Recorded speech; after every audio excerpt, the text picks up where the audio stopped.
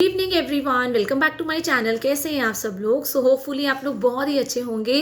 तो आज हम लोग डिटेल में डिस्कस करेंगे about army public school vacancies. यहाँ पे आप लोगों का सिलेक्शन कैसे होता है, यहाँ पे स्कोर कार्ड कैसे जनरेट होता है, क्या आपकी क्राइटेरिया होते हैं, क्वालिफाइंग मार्क्स होते हैं आपके ऑनलाइन स्क्रीनिंग टेस्ट के। क्योंकि मेरे पास आप लोगों के कमेंट्स आ रहे थे मेरी पहले की वीडियोस देख के कि हमें कैसे पता लगेगा कि हम लोग क्वालिफाई है या नहीं, क्या क्या एज क्राइटेरिया होता है, डिटेल में एक बार डिस्कस कर लेते हैं।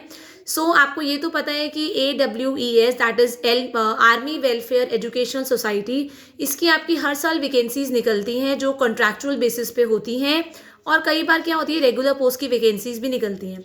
तो इसमें आप लोगों की जब आप आर्मी स्कूल की बात कर लेते हैं तो ये जनरली जो आर्मी पर्सनल्स होते हैं, जो आर्मी में कैंडिडेट्स होते हैं, आर्मी में ऑफिसर्स होते हैं, उनके बच्चों के लिए बेसिकली ये स्कूल इस्टेब्लिश किए जाते हैं, जैसे आपके एयरफोर्स स्कूल्स भी होते हैं।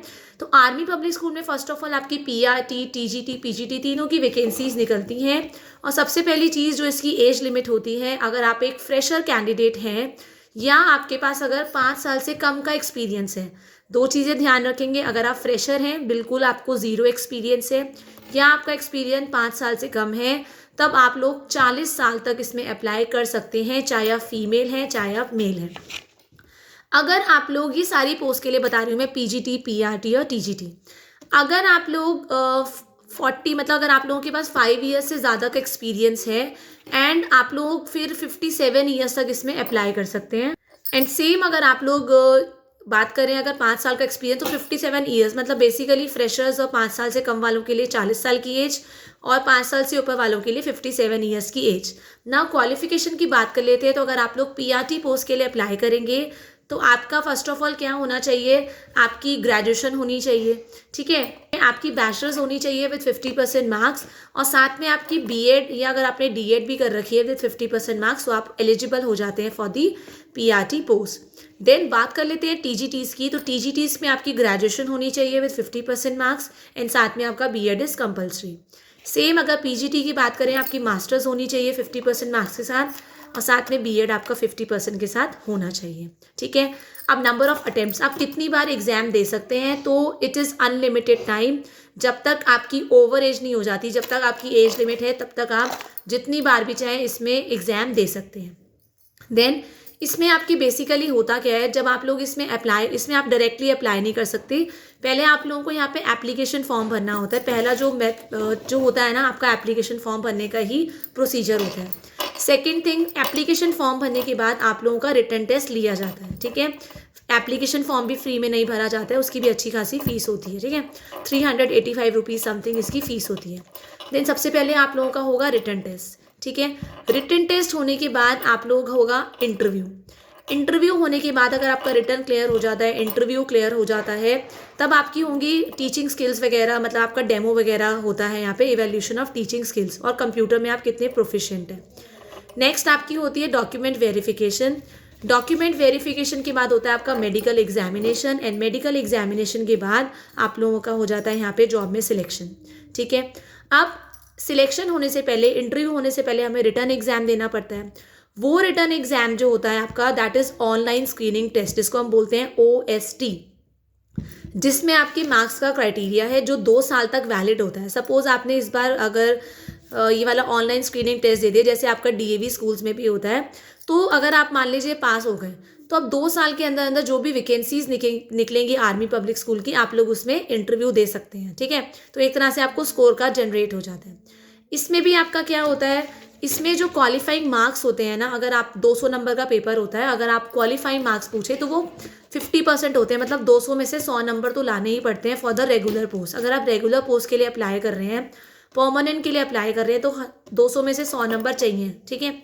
उसके बाद अगर आप लोग एडॉक बेसिस पे, मतलब एडॉक बेसिस मतलब जो 1 साल 2 साल इस कुछ फिक्स पीरियड ऑफ टाइम के लिए होती है, उसमें आपका 40% स्कोर आना बहुत ज़रूरी है, मतलब 200 में से 80 नंबर लाना बहुत ज़रूरी है, तब आप एडॉक बेसिस के लिए अप्लाई कर सकते हैं। और रेगुलर के लिए आपको 200 में से 100 नंबर लाने ही पड़ते हैं। तो परसेंटेज तो आपको पता लग गई, परसेंटेज तो ये होता है कि 200 में से 100 नंबर आ गए मतलब 50% हमारी परसेंटेज होगी, ठीक है। 100/200 करके मल्टीप्लाइड बाय 100 हम 100 अपनी परसेंटेज निकाल सकते हैं। तो अगर आपके 50% मार्क्स है तो आप क्वालिफाई माने जाएंगे फॉर रेगुलर पोस्ट। एंड अगर आपके 80 या 80 से ज़्यादा हैं तो आप लोग एडॉक बेसिस के लिए कॉन्ट्रैक्चुअल पोस्ट के लिए अप्लाई कर सकते हैं। तो आप लोगों का जो डाउट था ना कि 40% है हमारे, तो 40% वाला इसमें क्वालिफाई माना जाता है, मतलब 80 नंबर हो गए। नाउ एक आपका वर्ड आता है परसेंटाइल। परसेंटेज तो होती है जब हम 100 में से निकालते हैं परसेंटेज। परसेंटाइल होता है कितने बच्चों ने आपसे कम स्कोर किया, ठीक है, या आप उल्टा ले लीजिए कितने बच्चों ने आपका ज़्यादा स्कोर करा। सपोज अगर आप लोगों का परसेंटाइल दे रखा है स्कोर कार्ड में 80%, ठीक है, इसका मतलब ये है कि 80% बच्चों ने आपसे कम स्कोर किया, ठीक है। ये ध्यान रखना है, परसेंटाइल में और परसेंटेज में ये फ़र्क है। परसेंटाइल मतलब अगर आपके 70% है, 98% है, इसका मतलब 98% लोगों ने आप लोगों से कम स्कोर किया है और आप लोग उनसे आगे हैं, ठीक है। तो परसेंटाइल का ये मतलब होता है, तो that is a good percentile. अगर आप ऑनलाइन स्क्रीनिंग टेस्ट देना चाहते हैं तो आप लोगों का सीटेट क्वालिफाई होना या टेट क्वालिफाई होना बिल्कुल भी ज़रूरी नहीं है। मैं सिर्फ किसकी बात कर रही हूँ, ऑनलाइन स्क्रीनिंग टेस्ट की। बट येस, आप ऑनलाइन स्क्रीनिंग टेस्ट आराम से दे सकते हैं, सीटेट अगर क्वालिफाई नहीं है। लेकिन अगर आप लोगों का ये स्क्रीनिंग टेस्ट क्लियर हो जाता है, इंटरव्यू होता है और अपॉइंटमेंट होती है, अपॉइंटमेंट से पहले आप लोगों का सीटेट या टेट क्वालिफाई होना बहुत ज़रूरी है।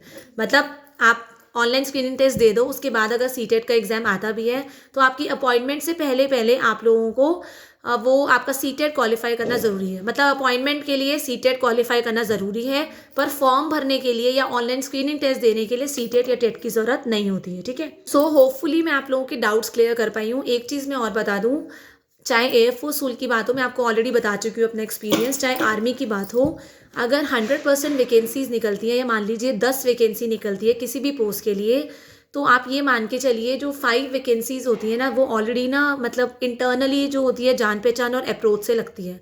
तो फीस सबसे ली जाती है। ये जनरली कैंडिडेट्स अंधेरे में रहते हैं कि हमने इतनी मेहनत करी थी, हमारा नंबर नहीं आया, but it is actually the truth. अगर आपकी आर्मी पब्लिक स्कूल में या आपके आर्मी में कोई भी रिलेटिव है, कोई आपका भाई है या आपके फादर हैं, आपके हस्बैंड हैं, तो आप लोगों को कहीं ना कहीं प्रेफरेंस दी जाती है। This is the truth. तो ऐसा नहीं है अगर 100% वैकेंसी है तो 50% या 40% तो जान पहचान वालों की ही लगती है। बाकी जेन्युइन जॉब्स भी लगती है, ऐसा नहीं है कि जान पहचान वालों की लगती है, जेन्युइन जॉब्स भी लगती है। मतलब it basically depends on your luck. So हमेशा ये कहना कि हमने इतनी मेहनत करी, हमारा रिटर्न इतना अच्छा हुआ, इंटरव्यू इतना अच्छा हुआ, अब क्या कमी रह गई थी कि हमारा सिलेक्शन नहीं हुआ, तो आप में बेसिकली कोई कमी नहीं है। आप लोगों ने पूरी मेहनत से एग्ज़ाम दिया होगा।